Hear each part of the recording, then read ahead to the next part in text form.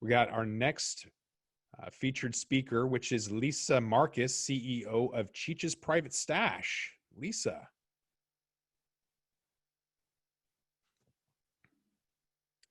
Is Lisa with us? Yes. I'm here. Hi, everybody. Hi. Nice to see you all. Very interesting to hear from people all around the world with all these exciting projects, and we really are becoming a global community in the cannabis business. Mm-hmm. Absolutely. So I was invited here to speak, and what is it that you want me to speak about? Our brand?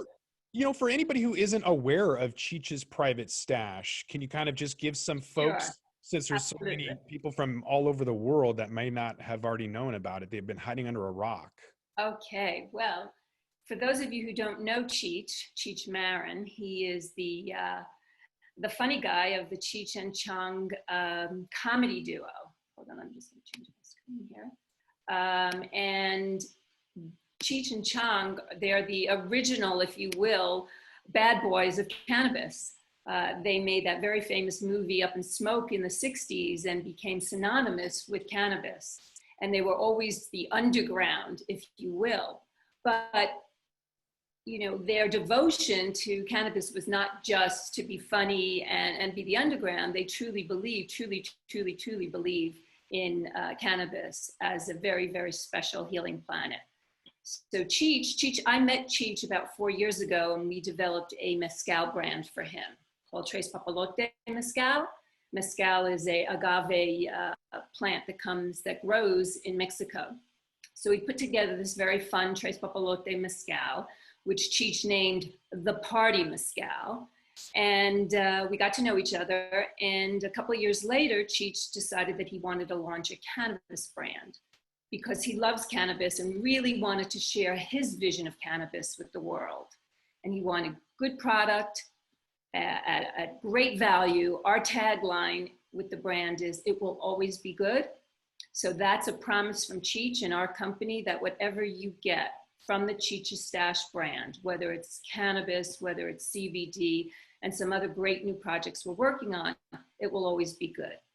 So that's our story. We launched the line a couple of years ago, and we're in several states in the country.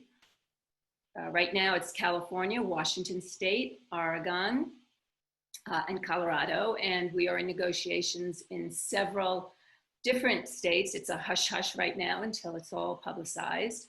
And we're excited to expand our brand and the story of cannabis through the eyes of Cheech to everybody in the country, and then eventually out into the world. And we're particularly excited because we're launching a CBD brand next month with some really, really great products. There are so many different products. How do you guys decide, and what have you decided on? Like, what goes into that criteria of getting to the optimal number of SKUs? What products do you have, and how do you make that decision? We make the decision based on what makes sense and what makes sense for Cheech. We want everything really connected, so we're not grasping at straws. If it's not a category that really works for the Cheech persona or that Cheech can get behind, we don't choose it. So for example, in the CBD line, which is really, really fantastic, is that we're working with a group out of Washington State, and the recipes come from a Chicano family.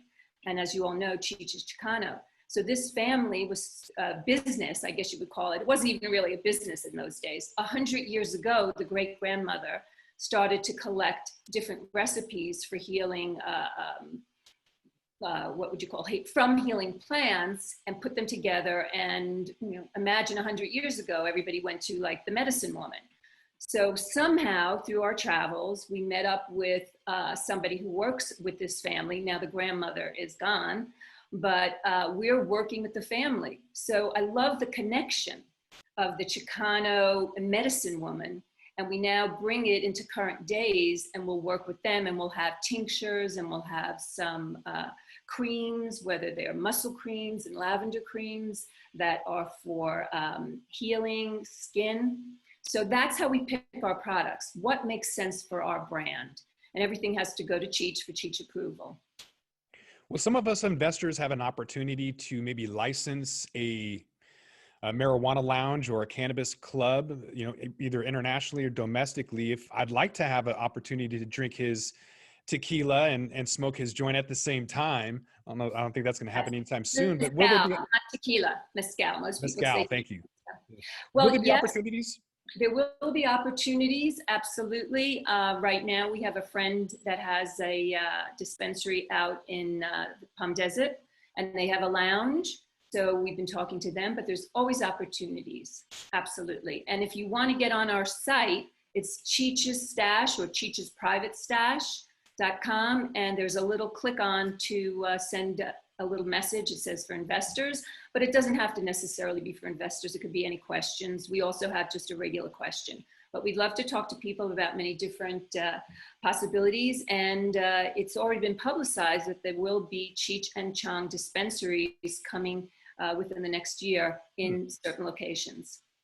What about Cheech's Art? Is that going to be incorporated into the branding? Absolutely. We always partner with Cheech's artwork. I would say his endeavor. If you ever see our bottle of mezcal, it's a wonderful little bottle. Google it, Tres Papalote Mezcal, and it has a wonderfully funny little man on it. It's called, we call him, affectionately, we call him Cuckoo Man. And that image comes from Cheech's art collection.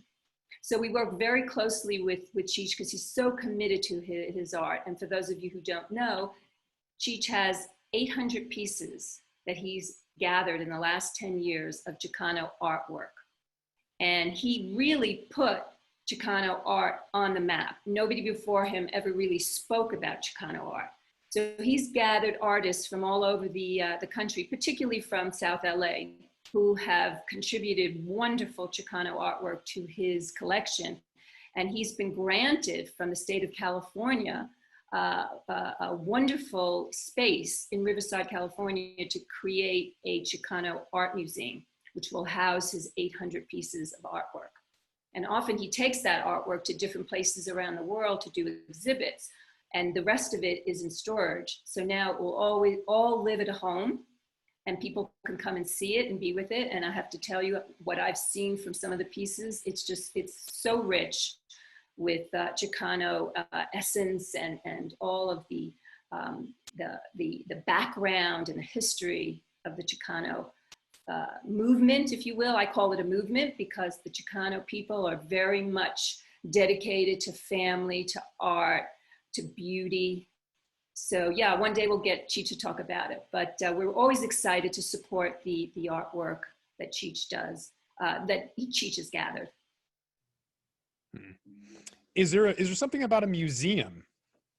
Yes. So the Riverside Museum in Riverside, California, which is a regular museum, will now be converted into a Chicano art museum. So Cheech is out there raising money, as well as the state of California has given him a grant to open the museum in, I believe it's going to be 2021, well, maybe the beginning of 2022. So it's coming up soon. Cheech has been working on it for a really long time, and it will be the home of all of Cheech's Chicano artwork and open to the public, of course. And maybe you'll get a little bit of Tres Papalote Mezcal when you come through the door. I'm not sure if we can do it with cannabis yet, but you never know. Things are changing. They are. That'd be great.